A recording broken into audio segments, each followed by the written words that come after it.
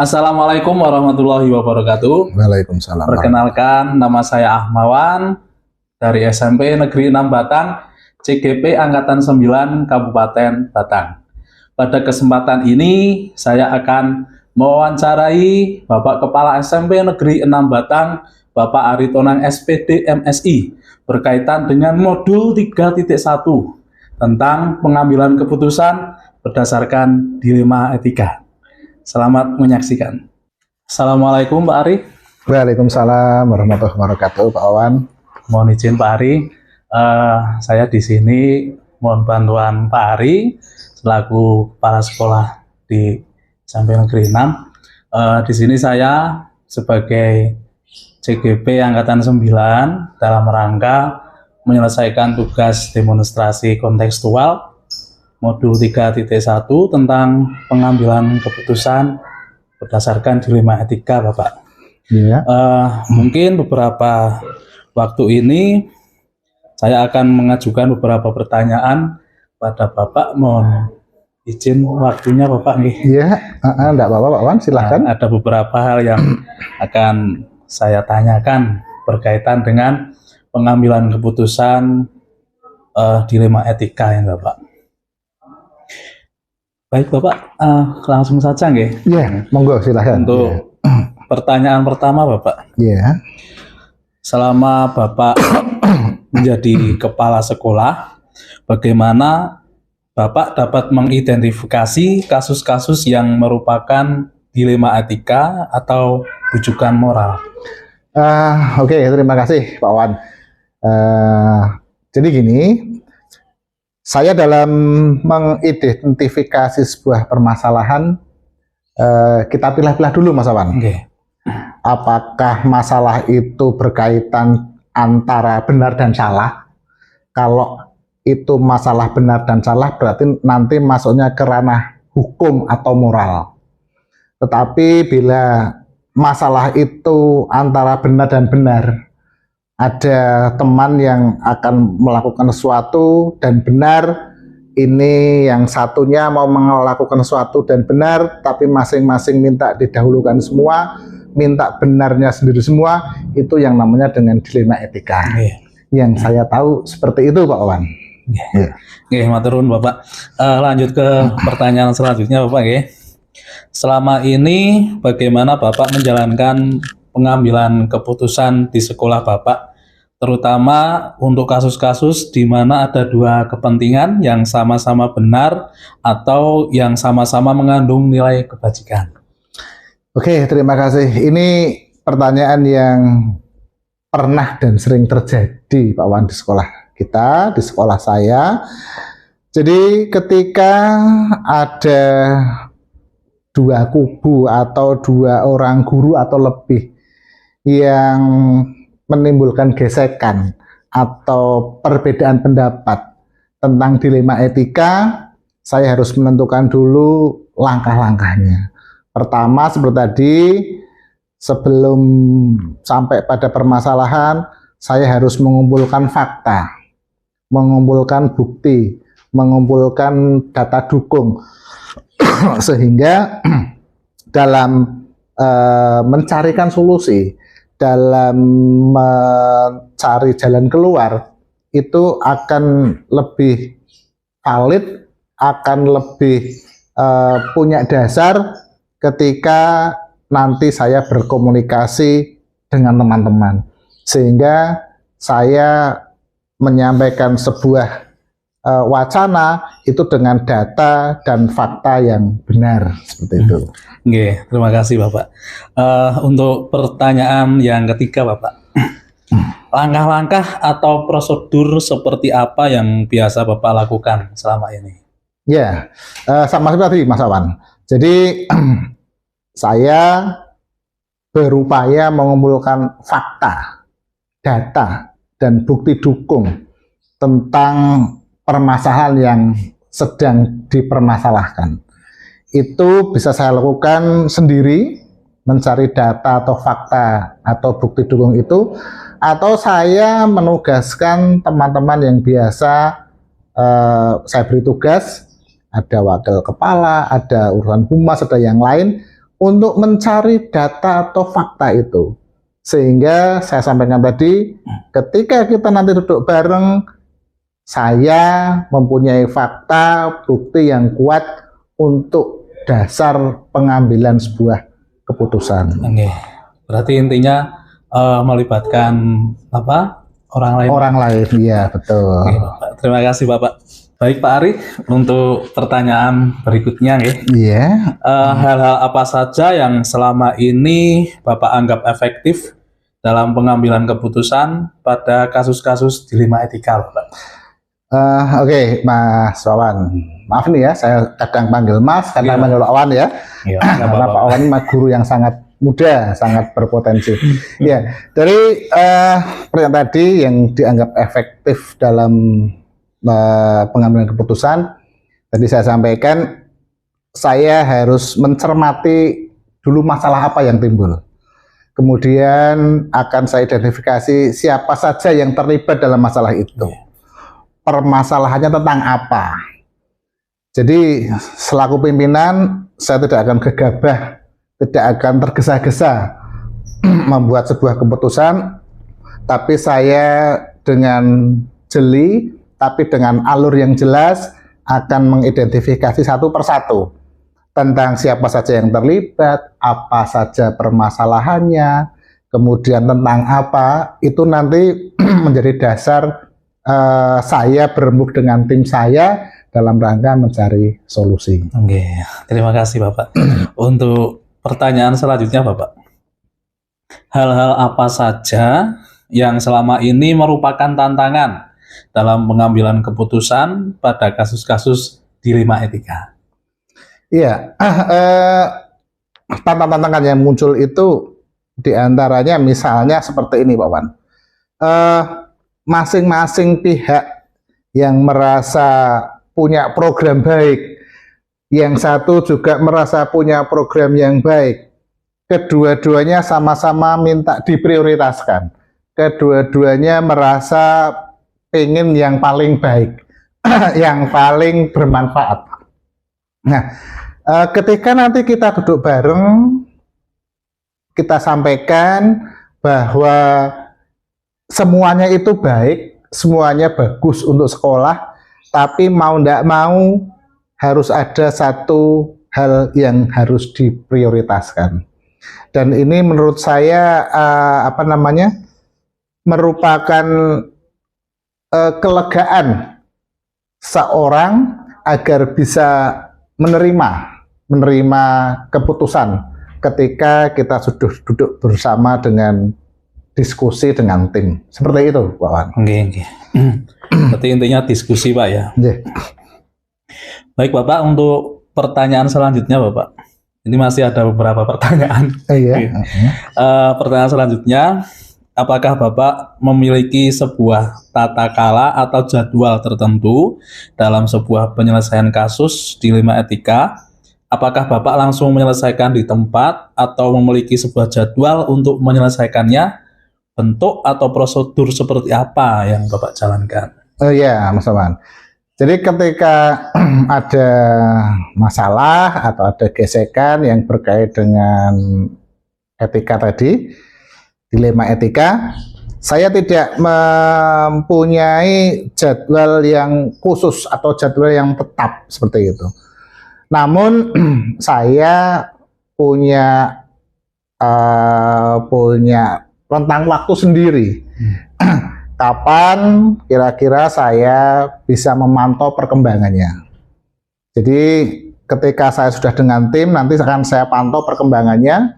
Kemudian ketika tadi Pak Wawan bertanya apakah langsung diselesaikan di tempat, tidak Bapak. Tidak ya. Jadi ketika ada masalah, siapapun yang ada masalah dan siapapun yang menyampaikannya kepada pimpinan, kepada sekolah, semuanya akan saya terima. Tapi yang jelas tidak saya selesaikan waktu itu, di tempat itu. Semuanya akan saya tampung, seperti tadi saya sampaikan di awal, akan saya awali dengan pengumpulan data dan fakta. Kemudian saya melibatkan teman-teman yang saya tunjuk dan saya anggap mampu untuk membantu saya dalam mencari atau mecahkan sebuah masalah dalam hal ini dilema etika. Jadi nanti rentang waktunya bisa kita pantau sambil jalan. Nggih, Bapak, terima kasih. Baik, Pak Ari, ini masih ada 2 pertanyaan terakhir, Bapak. Iya.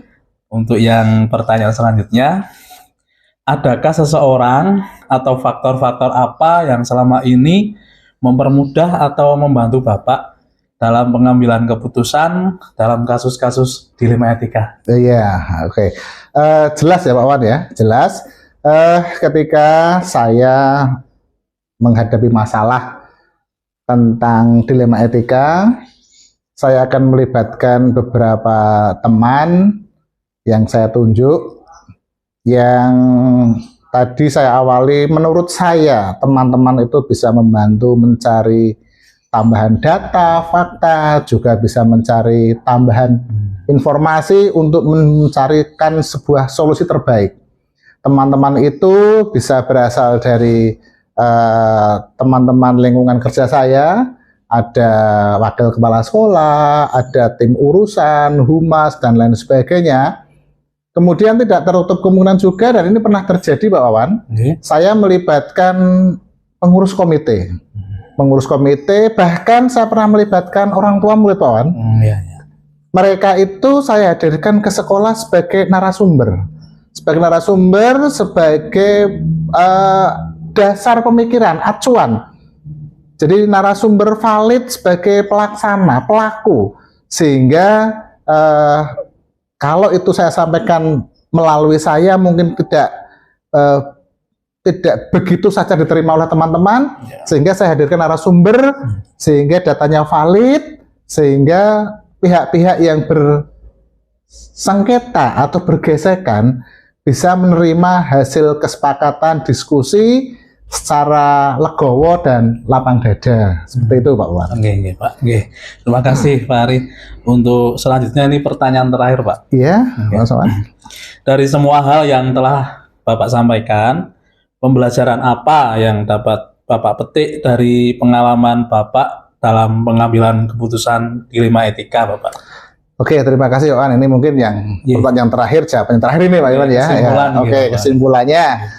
Jadi ketika seorang pimpinan, dalam hal ini saya, menghadapi sebuah masalah dilema etika, saya tidak akan gegabah memutuskan sebuah masalah kawan, tapi akan saya awali dengan pengumpulan data, pengumpulan fakta, informasi yang mendukung dalam waktu ketika kita berdiskusi. Saya berikutnya juga akan melibatkan pihak-pihak terkait. Pertama, saya libatkan teman-teman di lingkungan kerja saya dulu. Tadi yang saya sebutkan dengan wakil kepala sekolah, ada urusan-urusan. Kalau itu nanti belum bisa mengatasi, saya harus mencari sumber dari luar. Tahapan-tahapan itu yang saya jalankan, yang saya lakukan, sehingga nanti pada saat berdiskusi menghasilkan suatu keputusan yang bisa diterima oleh banyak pihak, semua pihak merasa menang, semua pihak merasa puas, sehingga keluar dari ruangan saya setelah selesai diskusi, semuanya bisa tersenyum, semuanya bisa merasa bahagia. Demikian Pak Wan. Terima kasih Pak Ari, luar biasa. Dengan perbincangan ini dapat pelajaran yang sangat banyak ini Pak, dari pengalaman-pengalaman Bapak. Kalau kemarin kan hanya saya belajar lewat modul Pak. Kalau ini kan langsung narasumber, jadi saya lebih tercerahkan dalam penanganan tentunya kasus tadi dilema etika Pak. Terima kasih Pak Ari atas waktunya. Mohon maaf telah mengganggu waktu Bapak. Mohon doanya, mudah-mudahan kegiatan CGP saya berjalan dengan lancar, tidak ada halangan suatu apapun Bapak. Ya, sama-sama Pak Wan. Jenengan guru hebat ya, guru hebat, masih muda, masih panjang karirnya. Saya doakan semoga kegiatan CGP-nya lancar, karirnya juga lancar, kelak menjadi seorang pemimpin yang luar biasa untuk generasi berikutnya. Yang terakhir, jenengan bisa menjadi pionir, bisa menjadi contoh teman-teman, guru, warga sekolah di sekolahan ini, sehingga ke depan sekolah kita menjadi lebih baik. Oke, matur nuwun Pak Ari. Oke, sama-sama Pak Wan. Sehari Pak. Assalamualaikum warahmatullahi wabarakatuh. Waalaikumsalam warahmatullahi wabarakatuh. Ya.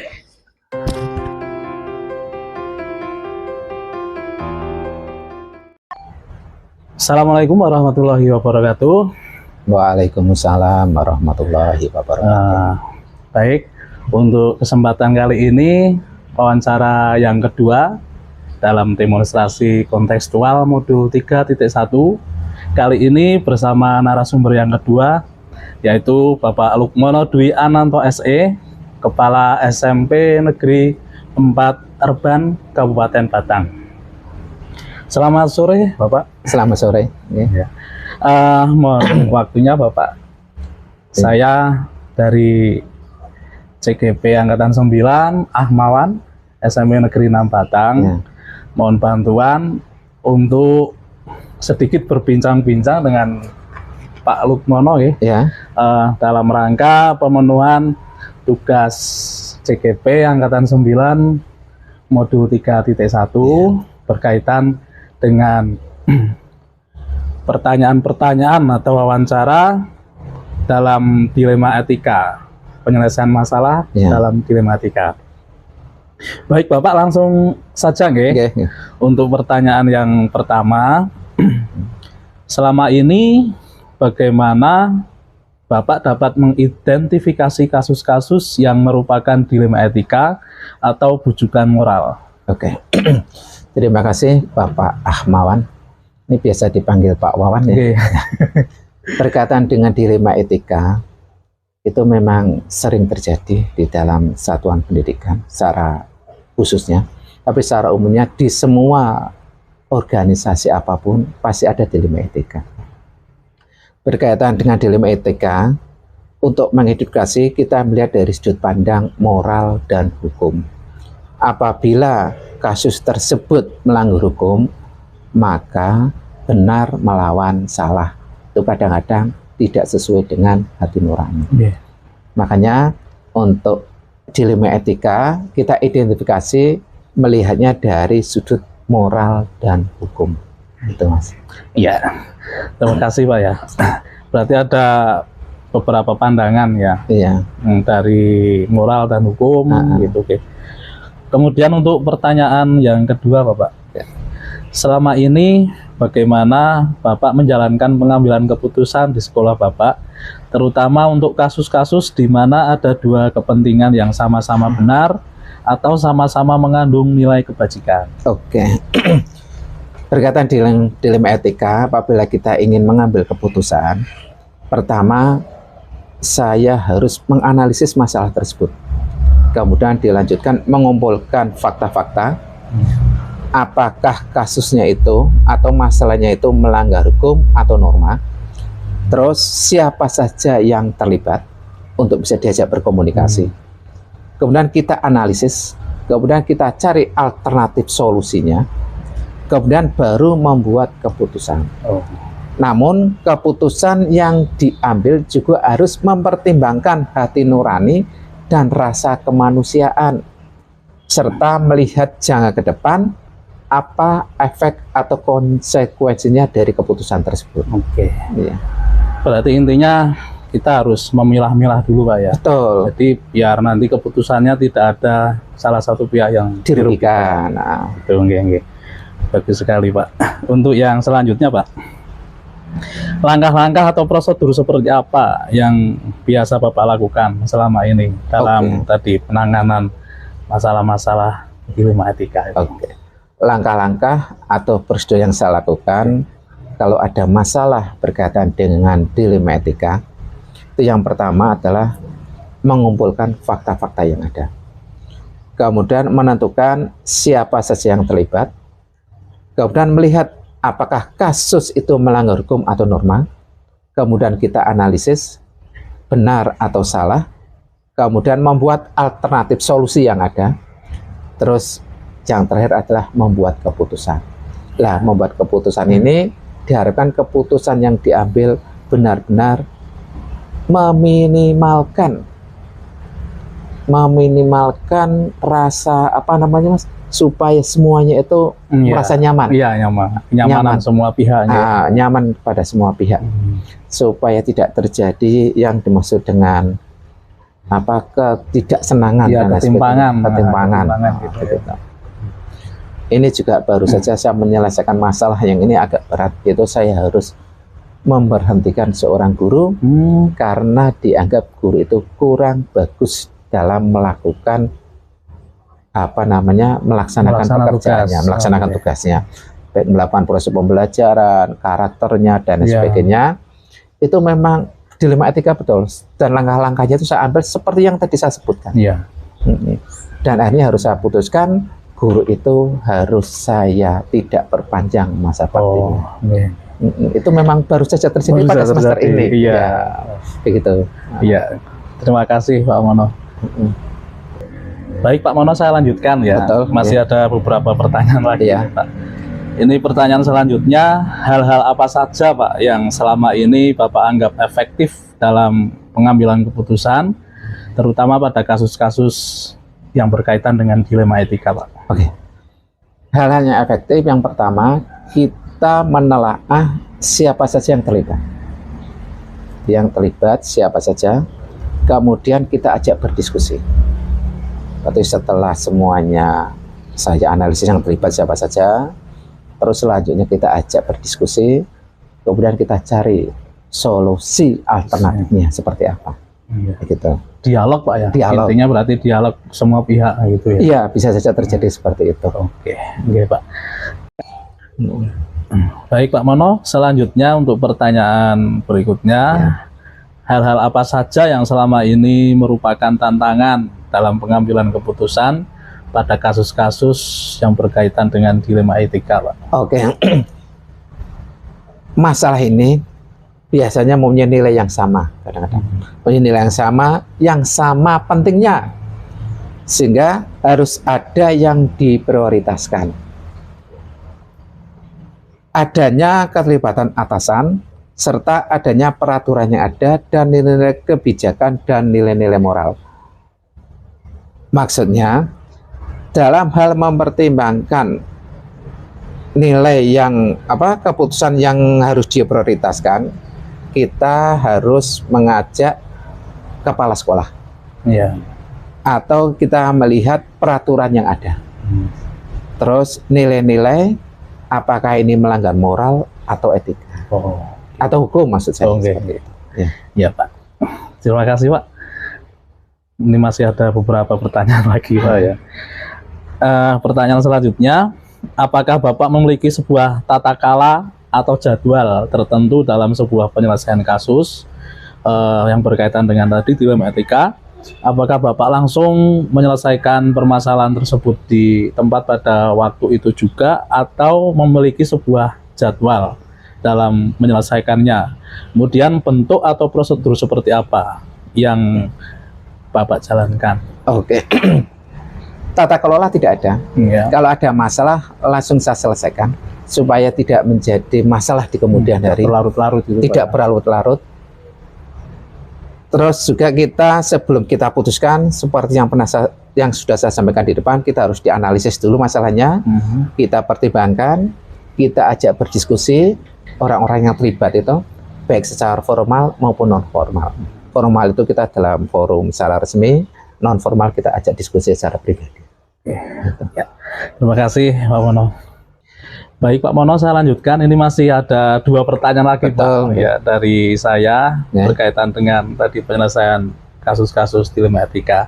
Untuk pertanyaan selanjutnya, adakah seseorang atau faktor-faktor apa yang selama ini mempermudah atau membantu Bapak dalam pengambilan keputusan kasus-kasus dilema etika tersebut Pak?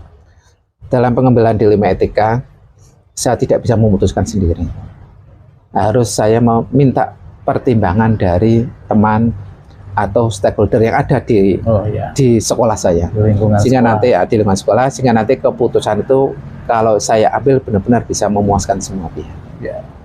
gitu. Jadi semua harus terlibat, Pak, Semua ya? terlibat. Tidak hanya keputusan Kepala sekolah ya, kepala mutlak. sekolah mutlak gitu. Betul. Demokratis, Pak, ya. Luar biasa, Pak Mono. Ini pertanyaan yang terakhir, Pak. Mungkin ini adalah kesimpulan dari semua tadi pertanyaan yang sudah saya sampaikan. Dari semua hal yang telah saya sampaikan, kemudian pembelajaran apa, Pak, yang dapat Bapak petik dari pengalaman Bapak dalam rangka mengambil keputusan dilema etika tersebut? Manfaat yang saya peroleh. Oke. Yang pertama, keputusan harus melihat masalah yang ada.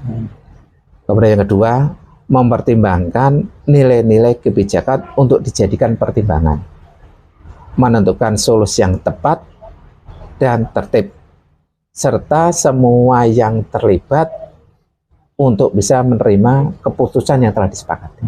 Iya. Luar biasa sekali, Pak Mono. Ya. Ini saya mendapatkan pencerahan ilmu baru, terutama dalam penyelesaian masalah dilema etika. Ya. Mudah-mudahan apa yang Bapak sampaikan menjadikan pengalaman baru bagi saya. Tentunya ini saya masih merintis, Pak. Ya. Mudah-mudahan nanti kedepannya ilmu yang sudah saya dapatkan dari Bapak, pengalaman-pengalaman dari Bapak bisa menjadikan salah satu referensi buat pengambilan keputusan. Pribadi saya dalam rangka pengambilan keputusan, Bapak. Terima kasih atas waktunya, Pak Mono. Ya. Mohon maaf sudah mengganggu waktu istirahat Bapak. Semoga Pak Mono selalu diberikan kesehatan. Amin. Dan dalam melaksanakan tugas lancar, tidak ada halangan apapun. Amin. Terima kasih Pak Mono sekali lagi atas waktunya dan mohon maaf. Demikian juga saya, Pak Wawan, apabila saya tadi menyampaikan jawaban kok kurang memuaskan, ya saya mohon maaf. Sebab itu memang kemampuan saya sampai di situ saja. Terima kasih. Terus Pak Mono.